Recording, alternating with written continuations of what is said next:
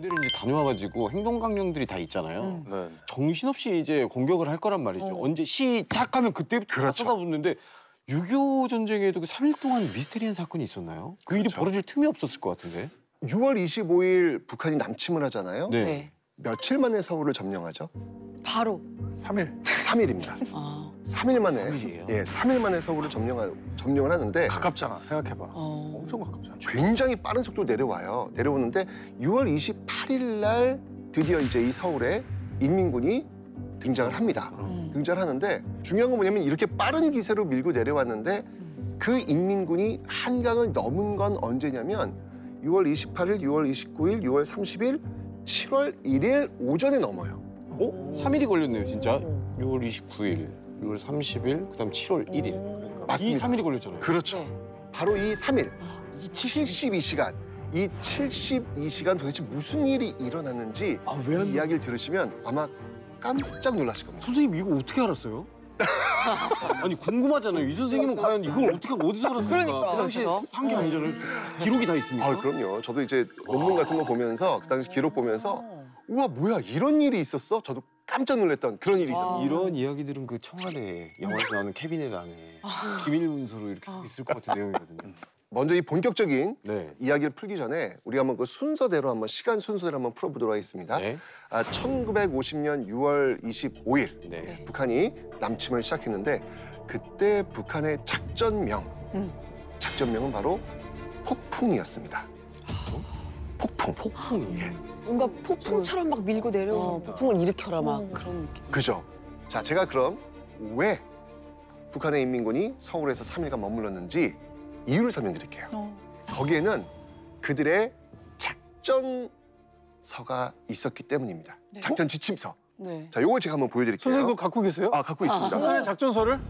조선인민군 선제 타격 계획. 이게 실제 작전서예요? 네. 북한이 작성한? 맞습니다.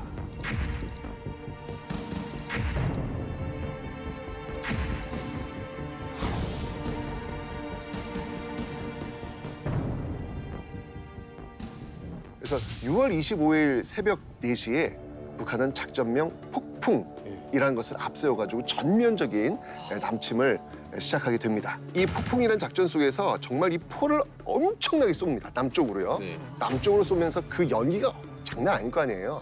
그 포연이 쫙 거치면서 나타난 괴물이 있었죠. 뭐가 있었어? 이건 정말 설마 우리로서는 감당하기 어려운 그거 아닐까요? 우리한테는 괴물. 그게 뭘까요? 뭐야?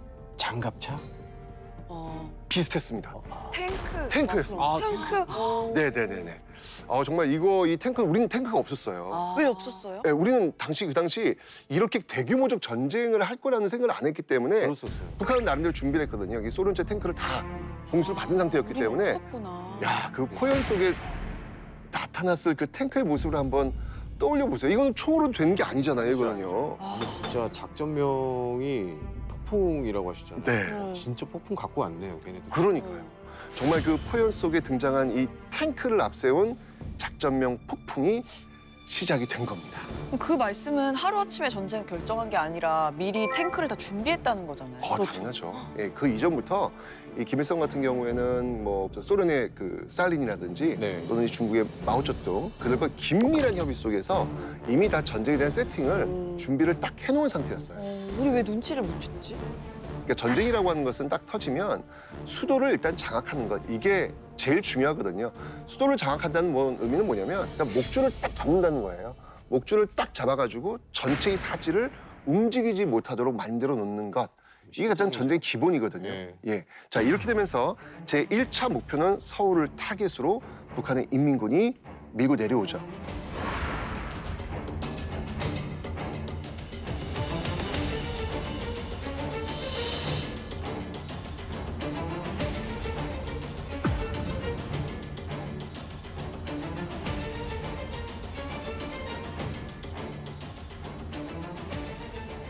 근데 이때가 언제였냐면 무슨 요일이었는지 요일을 어떻게 모르고 일요일 그 이거 당시 우리는 배웠는데. 그러니까 이렇게 그래요? 책에서 본 것 같은데. 휴일이었어, 휴일.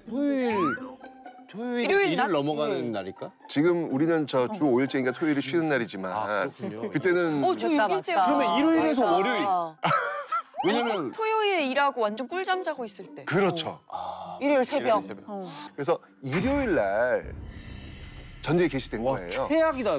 다 쉬고 있는데. 우린 거지. 심지어 새벽에. 결과를 준비하는 사람도 있을 거고. 6월이니까 이 당시에 군인들이 많이 외박을 나가 있는 상태예요. 왜냐면 농사를 지어야 되는 그 시기이기도 하니까. 그 방학도 있지 않아요? 학교랑 막 가족들 다. 그치, 방학이니까. 가을 앞두고 휴가. 여름에 엄청 농사 열심히 질 때니까. 그렇죠. 그래서 그 시기를 딱 노린 정확하게. 거구나. 와 진짜 못했죠. 그러니까 군인들도 지금 좀 쉬고 있는 상태고 외박 많이 나간 상태에서 일요일 날 전면적인 남침이 시작되니까 초반에 이게 어떤 모습이 그려질지 그림이 좀 보이시죠? 네. 핀처럼 내려왔겠다. 맞습니다. 진짜 작전면 너무 방심했겠다. 그래서 이제 군 수뇌부도 이 당시에 좀 많이 빠져 있는 어떤 그런 상태였기 때문에 이래저래 지금 우리 국군이 이 북한의 이 폭풍 작전을 막아낼 수 있는 어떤 그런 시간적 여유가 많지 않은 그런 상태였습니다.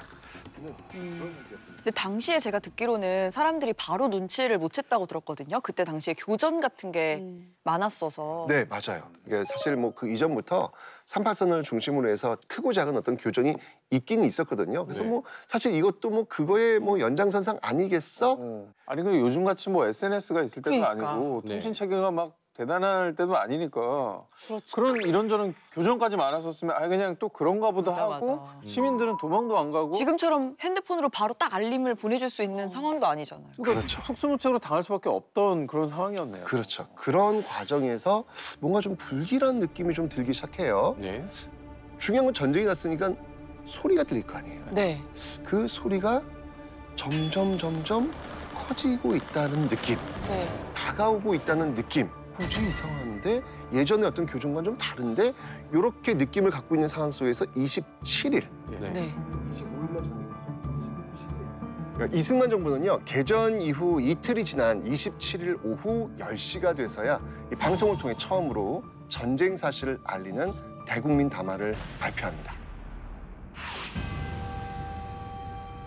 이 정부는 수도 서울을 사수하기로 결정하였으니 국민은 군과 정부를 신뢰하고 조금도 동요함 없이 직장을 사수하라. 이런 담화가 나와요. 근데 이상하다. 직장을 사서. 포성 소리는 점점 커지고 있는데 방송 소리, 이게 당시 라디오일 네. 거 아니에요. 지지직 느낌상 자꾸 멀어진다는 느낌이 드는 거예요. 뭐야. 이게 좀 느낌이 안 좋은데 이번 좀 다른 것 같은데 라는 생각이 들면서 서울 시민들이 드디어 이제 짐을 그제서야 싸기 시작합니다.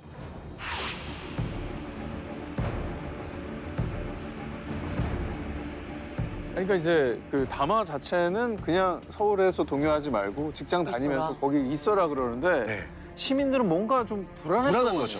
왜냐면 계속 포성 소리가 좀 커지니까 불안할 거 아니에요. 잘 사수하고 있는 것 같지가 않으니까. 그렇죠. 자, 이러면서 짐을 싸야 되겠다라는 생각을 하고 있었는데 당시 이미 이승만 정부는 26일 날 정부는 피난을 간 상태였고요. 이승만 대통령도 27일 날 이미 서울을 떠난 그런 상태였습니다. 아. 네. 자, 그러니까 이러면서 이제 서울 시민들이 아쉽다. 이제 짐을 싸기 시작하는 거였죠. 네. 아니 근데 되게 긴급한 상황인데 어떻게 시민들한테 도망가지 말고 동요하지 말라고 이렇게 방송을 한 맞아. 거죠? 시민들도 빨리 대피해야 되는 같이 거 도망가자고 하면 되잖아요. 우리가 빨리 피난 가야 됩니다. 도망가십시오. 라고 하면 이거는 와르르 무너지는 거예요. 왜요? 아. 근데 사람 목숨이. 물론 그렇죠. 네. 네, 물론 그렇죠. 일단 시민들한테 좀 안심을 시킬 필요가 있겠다. 네. 전쟁에서 너무 동요가 나오면 이게 아노미 상태가 빠지면서 이게 더 혼란스러워질 수 있거든요. 안심시킬 필요가 있겠다. 또 하나는 뭐였냐면 지금 아까 군인들이 지금 밖에 나갔잖아요. 네. 군인들이 원대 복귀해야 될 거 아니에요. 네. 그런데 우리는 이미 졌습니다. 우리는 지금 도망가야 됩니다. 이러면 오겠습니까? 지금 직장을 군인들이? 사수해라의 직장에 군대도 들어가 있었구나. 그렇죠. 예. 그러니까 막 지금 이미 수도 함락됐습니다. 그럼 복귀조차 안 할 테니까. 당연하죠. 그러니까 이런 상황 속에서 그런 어떤 방송이 나갈 수밖에 없는 상황이었는데 그러니까 이 당시 이제 서울 시민들도 짐을 싸고 가야 될 곳은 한강을 건너야 될 거 아니에요. 네. 근데 당시에 지금처럼 다리가 막 20개 막 이렇게 있는 게 아니었어요. 이제 한강철교, 한강대교, 뭐 광진교 뭐 요 정도밖에 없는 거예요. 빨리 건너야죠. 네. 일단 거기를 못 건너면 내려갈 수가 없어요. 이건 방법이 없는 거예요. 네. 그러니까 일단 한강 쪽으로 아마 가지 않았을까. 네. 무슨 일이 있다도 그건 건너야 된다. 음. 그런데 6월 28일 3일 후네요. 네. 새벽 2시 좀 넘어서 네. 번쩍하는 섬광 같은 소리와 함께 한강 인도교가 무너져요? 폭파됩니다. 아. 설마. 아, 가슴 아프다, 갑자기.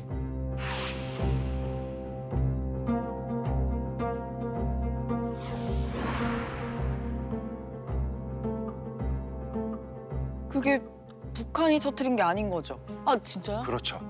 우리 국군이 한강 인도교를 끊어버린 거예요.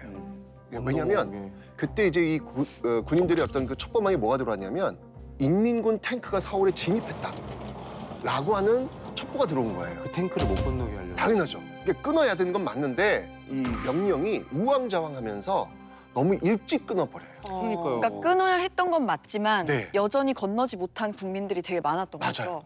실제로 북한 인민군이 용산 근처에 탱크가 들어온 시점은 6월 28일 저녁 밤 10시쯤 됐거든요. 8시간. 꽤 늦은 시간이었어요. 그러니까 첩보가 잘못됐네. 예. 그러면은 눈 깜짝할 사이에 전쟁 발발하고 3일이 지나면서 한강다리까지 폭발이 된 거면 맞습니다. 북한군은 이제 그냥 거의 서울을 휘어잡는 상황이었던 거죠. 그렇죠. 국군이 한강다리를 끊었다는 얘기 뭐냐면 한강 이북 쪽은 포기했다는 얘기랑 그러니까. 마찬가지예요. 그러네. 예. 그러네요. 그 신호를 준 거예요. 이쯤이면 뭐 그냥 야 우리 차지했다. 서울 뭐 그냥 바로 점령이다라고 해서 밀고 내려갈 수 있는 그런 상황이 된 거죠. 자 이렇게 되면서 지금 당시 그 북한군은요 보병 5개 사단하고 350대 그 전차 탱크를 네. 몰고 내려오고 있는 어떤 그런 상황이었거든요. 350대? 그렇죠. 탱크 350. 우리 한 대도 없었는데?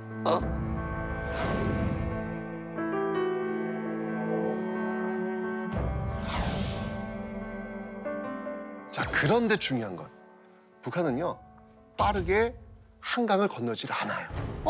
이게 오늘 우리가 이야기해야 될 포인트입니다. 폭풍 같은 작전이었는데 왜 안 내려왔죠? 되게 궁금하다. 힌트 하나만 주십시오, 선생님. 이게 일부러 안 건넌 건지 아니면은 타의적인 건지, 자의적인 건지 타의적인 건지. 근데 방금의 말씀을 돌아보면 1차적으로 다리가 끊겼기 때문에 못 온 거 아닌가요? 저도 지금 이 생각이거든요. 다리를 그냥 싹 다 네네. 그렇죠. 아, 근데 북한 그래 입장, 한강다리 때문이네. 근데 북한 입장에서는 자기들이 유리한 정황을 이끌려고 한다면 그냥 바로 내려갔어야 되는 건데. 그렇죠. 이것도 멈췄단 말이죠. 다리가 끊겨서. 자 이게 항상 전쟁이라고 하는 것은 기세를 잡았을 때 몰아쳐야 된다. 그렇죠. 제일 중요한 포인트거든요. 솔직히 지금 이 당시 상황 속에서 서울을 지금 점령한 상황 속에서 한강을 바로 건너는 게 정상이에요. 자, 그런데 아까 얘기했지만 네. 한강 인도교 끊겨놨잖아요. 네. 일단 그게 1차적인 방어선은 됩니다. 네. 그런데 중요한 건 뭐냐면 한강 인도교만 있는 게 아니라 그 옆에 한강 철교, 경인선, 경부선, 한강 철교 네. 이것도 끊어놔야 되는데 이건 제대로 끊어놓지를 못했어요. 아 뭐야? 지금도 있는 그 예. 철길 그 다리. 맞습니다, 맞습니다. 어. 그러니까 이 다리를 이용해서 넘어갈 수도 있었고 그러네. 그리고 분명히 국군이 다리 끊어놓을 거라고 예상 못하겠습니까? 그렇죠. 그렇다면 혹시 선생님 네, 지금 번쩍이는 생각이 들었습니다. 번쩍이는 생각. 뭐가? 심리전입니다. 심리전? 그들을 불안에 떨게 하는 거죠. 정신적으로 쇠약하게 만드는 거지. 안 우리가 또 일요일 날 새벽에 너희들이 가장 행복하고 안심하고 있을 때 긴장이 풀릴 때쯤 아, 출발해봐. 3일 뒤니까 또 3일 뒤에 일요일 오니까 그때를 기다리는 거라고. 옛날 전래동화 보면 곤장 한 대로 사람 죽인 거 알죠? 계속 이렇게 그렇죠, 그렇죠. 때릴까 말까 때릴까 말까. 그런 아주 잔인한 방법의 심리전을 구사한 걸 수도 있다는 생각이 들었어요. 근데 그렇다기에는 저는 작전명이 폭풍이었잖아요. 그러면 그냥 폭풍처럼 그래, 사실 몰아치는 거죠. 밀고 가야 되는 게 정상인데 뭐가 있었나? 왜 머무르게 된 걸까요? 그러니까 오늘 이야기의 이 핵심이 진짜 북한 인민군은 왜 3일간 72시간 이렇게 빠르게 내려가지 않고 서울에 머물렀을까? 뭐지? 이제 여기서 한번 우리가 이 3일간의 그 미스테리한 이 일을 한번 좀 밝혀봐야 될 것 같아요. 뭐죠? 일단 기본적으로 김일성은 이 6.25 전쟁을 한 달이면 끝낼 수 있다라고 판단을 했어요. 생각해 보세요. 38선에서 부산까지 한 달에 내려갈 수 있다. 이거는 전격전이 아닌 이상은 불가능한 일이거든요. 네. 우병우. 뛰어날고 가야 돼. 그렇죠. 쉬지 말고 가야 되는데. 그렇죠. 자, 지금 이제 이렇게 보시면 여기 지금 38선이에요. 지금 보이시죠? 네. 지금? 네. 여기 지금 38선 보이시죠? 38선에서 지금 여기 서울이잖아요. 네. 그죠? 자, 지금 밀고 내려오는 거예요. 화살표밖에 일단 지금 기본적으로 보니까 뭔가 화살표가 지금 이렇게 네. 중심적으로 있고 그 다음에 세 개 부대로 나뉘어서 이렇게 지금 밀고 가서 적과 통일하겠다라고 네. 하는 지금 목표가 지금 보여지고 있죠. 예, 예. 자, 그럼 중요한 건 뭐냐면 이 위쪽입니다. 우리가 지금 포인트로 둘 게 이 위쪽인데 지금 이 북한 같은 경우에 지금 어떤 목표를 세웠냐면 1차 타겟이 어디였냐면 수원, 그리고 원주, 그리고 삼척. 여기를 지금 목표로 지금 내려오자. 어떤 그런 목표가 있었어요. 크게 이렇게 2단계에 걸쳐서 이게 2단계 작전일까요? 북한이 네. 3일 만에 온 게 너무 빨리 온 거예요. 그러니까 원래 한 6일 걸릴 줄 알았는데. 계획보다 너무 빨리 와서 이게 보조를 맞추느라 좀 쉬고 있었던 게 아닐까. 아니 뭐 뒤에 이제 병사들이 못 왔다거나 뭐 아니면 그거 지원 물자 기다리고 있는 거. 뭔가. 총알 포탄 떨어져가지고 보급제. 보급품. 그래 정말 준비를 잘한 상태였습니다. 예. 그리고 다시 한번 얘기했지만 전쟁은 지체하면 안 돼요. 근데 왜 예. 지체했지? 빠르게 밀고 내려가야 되는데 북한에 이 작전, 이 핵심 작전이 있었기 때문에 그렇습니다. 핵심 작전. 네, 핵심 작전. 어떤 내용이 있었을 것 같아요? 이 북한 핵심 작전에서는. 와, 그 3일 동안인데 3일이 걸리는 작전인데. 러시아가 인천을 통해 도와주기로 좀 해서 무기를 좀 보내는 중? 서울까지는 일단은 폭풍을 하고 세 방향으로 내려가자. 가서 한국을 다 점령하자. 아니면 일단 기선제압의 첫 번째 기회를 주는 거죠. 우리가 서울까지 빨리 밀고 내려왔어.